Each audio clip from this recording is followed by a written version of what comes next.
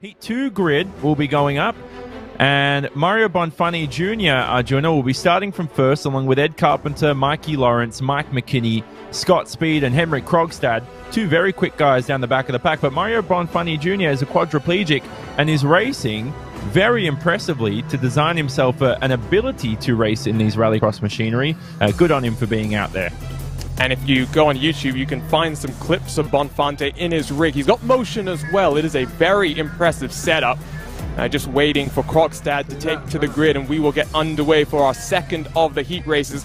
The one thing that we should just let our viewers know in preparation for the upcoming World Championship season, track resets very much randomized, and the name of the game for the competitors. But heat number 2 about to get underway. It's Bonfanti Jr. and Ed Carpenter on the front row, Mikey Lawrence and Mike McKinney. Second row, Scott Speed and Henrik Krogstad on the final row of this grid. Still waiting for, I think, 15 seconds here. Bonfanti Jr., we saw the last time you and I were commentating, Johnny, he had a very, very big flip at the Atlanta Motor Speedway. Kind of got put into some Twitch compilations as well. He'll be hoping for some better luck and to not have the similar kind of incident down in towards turn 1 today. He's had a lot of flips. That Atlanta one was probably the best.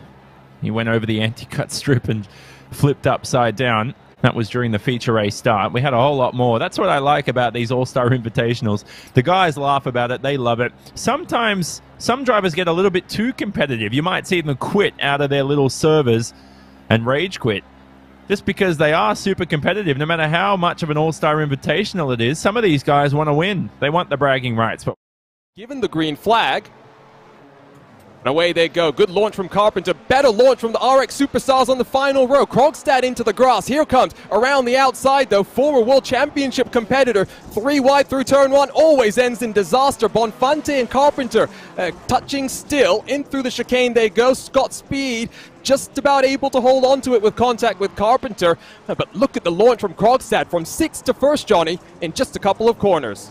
Thank God these cars are four-wheel drive, because there'd be a lot of drivers pointing the wrong way if they were rear-wheel drive. Just hammer the throttle and save it. Brilliant shot over the jump there. So it's Krogstad who leads from last. How about that for a start? Bonfanti Jr. up there in second. Still keeping it honest. Scott Speed, though, has somehow slotted himself into the second position. Your two drivers who started from the back row have less work to do now to head into those top 2 transfer positions. Ooh. And Bonfanti threw the Joker hard into the outside wall. Might have some steering damage to contend with as well.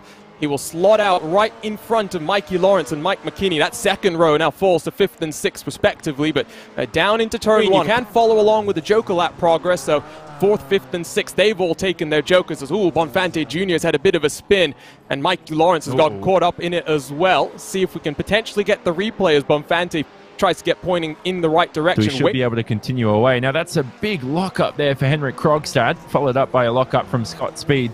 There is Mario Bonfanti Jr., so he's gone in a little bit too hot into Druids.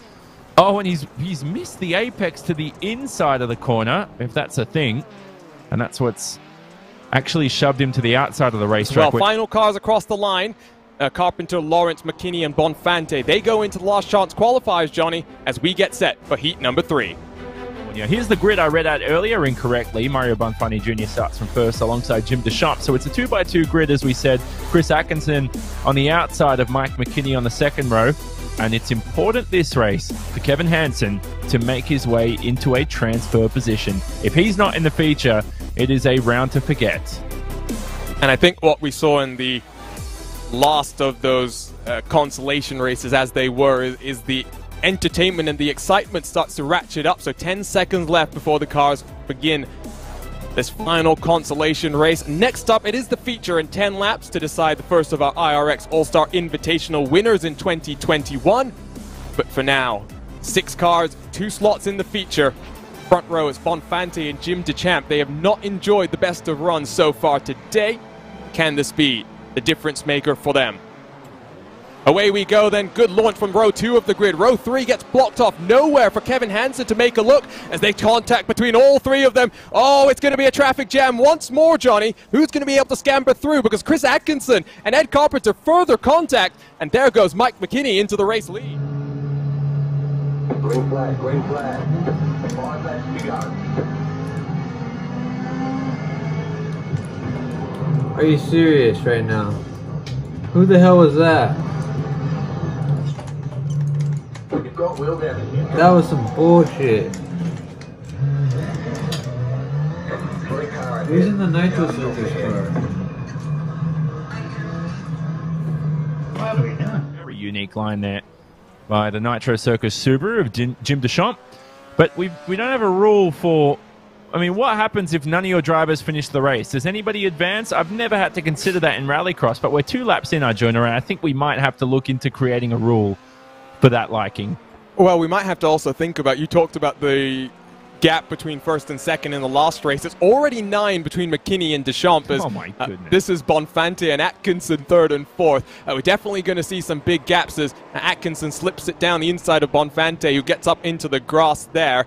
Oh, the question I do have, Johnny, I said technical failure because I think for Kevin Hansen, it kind of looked as though the steering didn't go where he wanted it to go. Maybe it was a technical failure in terms of the hardware that he was using. Maybe it was also contact in through turn 1 because we saw a lot of bumping and banging, and you've seen it in the World Championship. You can damage your steering very easily in these cars.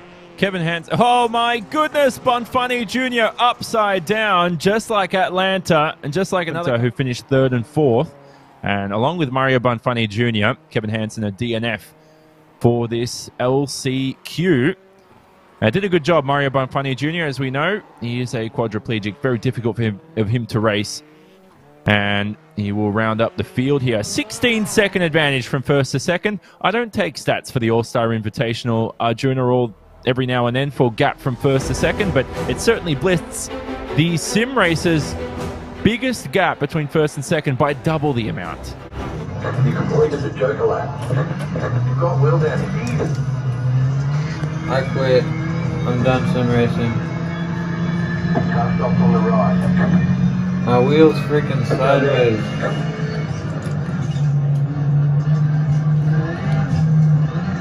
You've got wheel damage.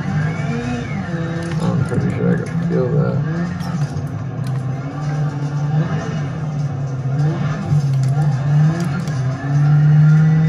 White flag. 1 more left to go. Dude, my wheel's so bent.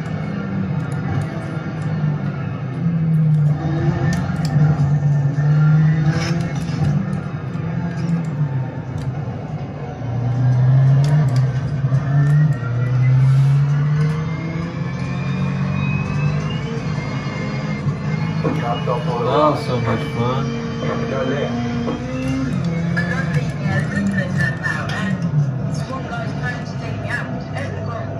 That's what they do in this series, dude. They take you out everywhere. It freaking sucks. Yeah, if he's American, he's an asshole. You got the black flag. What the hell? They just gave me a black...